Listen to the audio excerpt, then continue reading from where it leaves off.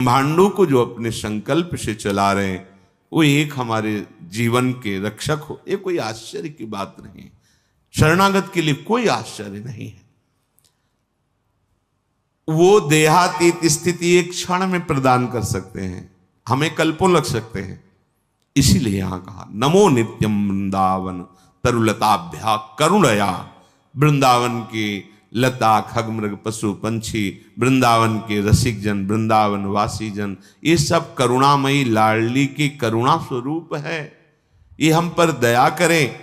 किरंतिभ्या, इनकी कीर्ति का गान करें, इनके दर्शन करें, स्पर्श करें, इनकी बातें सुने और स्मरण करें तो विभांतिभ्या पावे प्रकृति रस सारात्म महसा।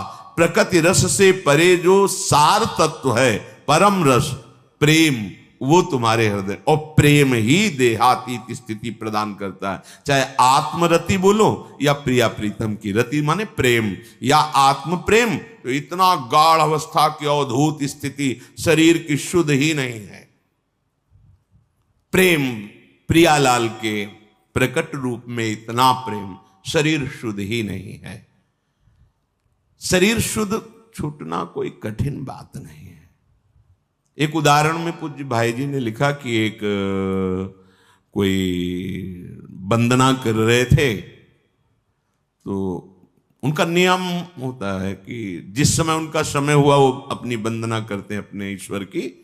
तो रुमाल बिछाई और वंदना कर रहे थे। तो कोई नवयुवती किसी अपने प्रीतम से मिलने के लिए जा रही थी जहां नियत स्थान था। वो उसके ध्यान में भाव में भरी उसको लांग के चली गई। वो रास्ते में ही कर रहे थे। अब वो वंदना करके देखा कि वही स्त्री कुछ क्षण बाद लौट के आ रही। तब कहा, क्यों तुम्हें इतना ज्ञान नहीं कि मैं वंदना कर रहा था और तुम हमारे को लांग के चली गई? कब? बोले अभी थोड़ी देर पहले। आप वंदना कर रहे थे? किसकी? बोले अपने मालिक की, आराध्य देव की।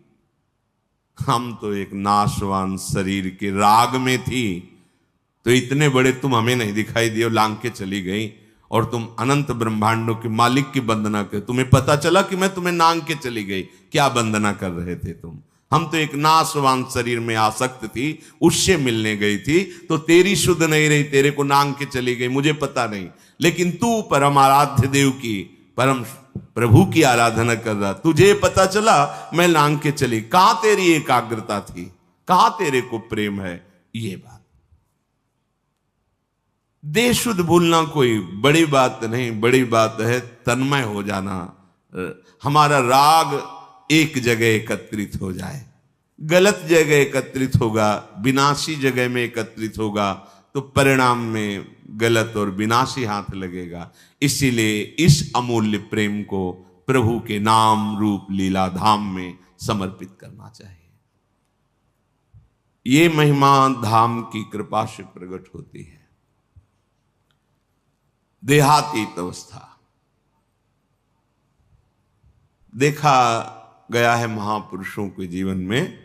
श्री भोलानाथ जी महाराज बहुत ही पढ़े लिखे, लौकिक विद्या के भी पारंगत विद्वान, मन में श्री प्रिया प्रीतम राधा कृष्ण के प्रति आकर्षण, जब सर्वस्व छोड़कर वृंदावन आए।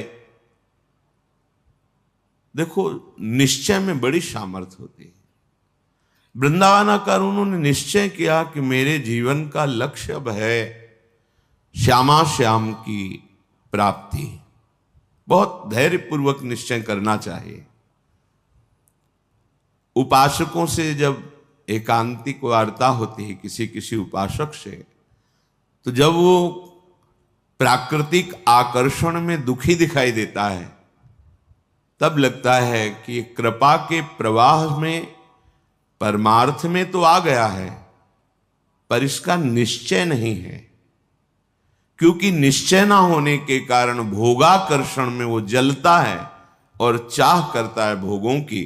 तब उसको लगता है कि ये लोग बड़े भाग्यवान हैं जिनके पास जिन भोगों की मैं चाह कर रहा हूं उन भोगों को भोग रहे हैं। ये बड़ी ही निंदनीय बात हृदय में बैठती है, बड़ा जीवन जलनमय हो जाता है, क्योंकि परमार्थ का निश्चय नहीं, पथिक परमार्थ का, और भोगों के प्रति महत्व बुद्धि, सुख बुद्धि। इस स्थिति के साधक को चाहिए धैर्य पूर्वक सत्संग सुनकर विवेक के द्वारा ये निश्चय करे कि मेरा सौभाग्य कितना बड़ा, हमें धाम मिला, ना जानते हुए ना चाहते हुए परम मार्ग मिला। बिल्कुल कहीं ऐसी कोई साधना नहीं, पर प्रिया प्रीतम के प्रेम मार्ग के पथिक कहलाने का सौभाग्य मिला। संसार के प्रपंचों में महान क्लेशों में पिसते हैं जीव, प्रभु ने निकाल दिया, कोई जिम्मेवारी नहीं, एक ही जिम्मेवारी है, अपनी श्वासों को प्रभु के चरणों में अर्पित कर दो। समस्त प्रपंचों से रहित परम स्वतंत्र जीवन भगवत मार्ग का।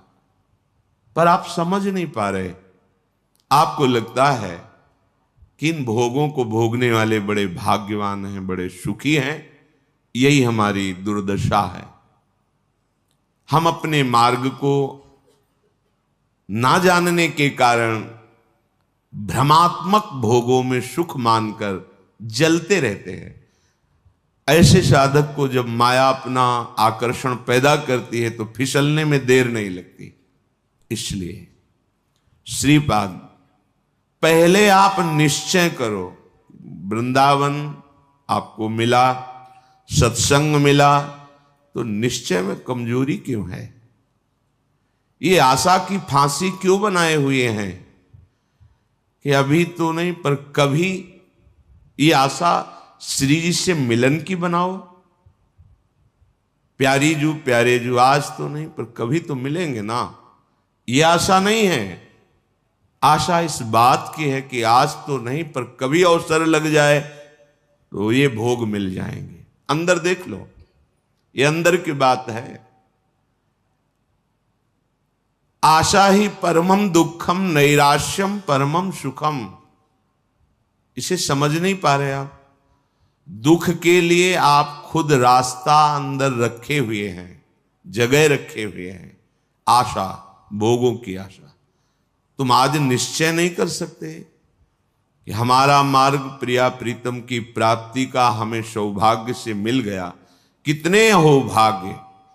जहां श्रीपाद कह रहे हैं, पुनंति ब्रह्म रुद्रादीन एशाम चरण रेणवः सर्वभावेन में सेव्य अस्ते वृंदावन वासिना। भगवान रुद्र, शंकर, ब्रह्मा आदीन और भी बड़े बड़े महापुरुष एसाम चरण रेणवः, जिनकी चरण रज के लिए तपस्या करते हैं, प्रार्थना करते हैं, याचना करते हैं, जो रज शिव शनकादिक याचत सर्वभावेन में से व्यास्ते वृंदावन वासिना। हमें सौभाग्य मिला कि सर्वतो भावेन ना चाहते हुए भी हम रज में वास कर रहे हैं। कहां ऐसी चाह थी अखंड वृंदावन वासी बने? कहां चाह थी श्यामा श्याम के अनन्य उपासी बने? कृपा रूपी अनुग्रह रूपी वायु ने मुझे पहुंचा दिया। किस रज में रह रहे हैं? कह रहे पुनंति ब्रह्म रुद्रादीन एशाम चरण रेणवः। जो भगवान ब्रह्मा, भगवान महादेव, शनकादि को भी पावन करने की सामर्थ्य। पुनंति, पुनंति ब्रह्म रुद्रादीन, बड़े बड़े मां, वो हमें, हम जैसे अज्ञानी को, अनाधिकारी को, जहां भोगों की चाह है, ऐसी चाह ही नहीं है, वहां मुझे श्रीधाम वृंदावन वास मिला, रज सेवन करने का सौभाग्य मिला। हम प्यारी जू के हैं, ऐसी ठसक से कहने का सौभाग्य मिला। फिर हमारे निश्चय में क्यों कमी? हमारा निश्चय दृढ़ होना चाहिए। भोलानाथ जी ने निश्चय किया कि बस अब प्रिया प्रीतम की प्राप्ति करनी है। निश्चय में बड़ी जल्दी स्थिति आती है। ये जो हमारे अंदर भागवतिक आनंद का प्रादुर्भाव नहीं हो रहा, इसमें निश्चय की कमी है। नहीं चाहिए मुझे अब लोकांतर के भोग, पदवी, यश प्रतिष्ठा, अब मुझे प्रिया प्रीतम चाहिए, अब छक के भजन करना है, रात दिन भजन करना, ऐसा निश्चय करो। देखो इस निश्चय में कितनी पवित्रता है, कितना बल है, कितनी दिव्यता है। भोलानाथ जी की दिनचर्या बन गई, चतुराशी जी का गान, चतुराशी जी का मनन, प्रिया प्रीतम के मंत्र नाम का रटन। धीरे धीरे इतनी उदासीनता बनी, किसी से मिलना जुलना, किसी के घर भिक्षा के लिए जाना, ये सब बंद कर दिया। बस यमुना जी के किनारे श्रीमद चतुराशी जी का गायन, मंत्र का जप, प्यारे जू के ध्यान में। शाम के सेवा कुंज दर्शन करने जाते, बंदरों को जो चना डाला जाता है उसकी जो ठुड्डियां पड़ी होती, अर्थात जो बंदर भी नहीं खाते थे बहुतायत चना, वो उठा लिए मुट्ठी दो मुट्ठी और यमुना किनारे बैठकर उनको चबा लिया। रात दिन भजन। ऐसी स्थिति कि अब तो रहा नहीं गया, चिल्ला चिल्ला के रोते, हा स्वामिनी, हा लाडली, प्रेम की पीर उनके हृदय की वाणी जी में लिखी हुई।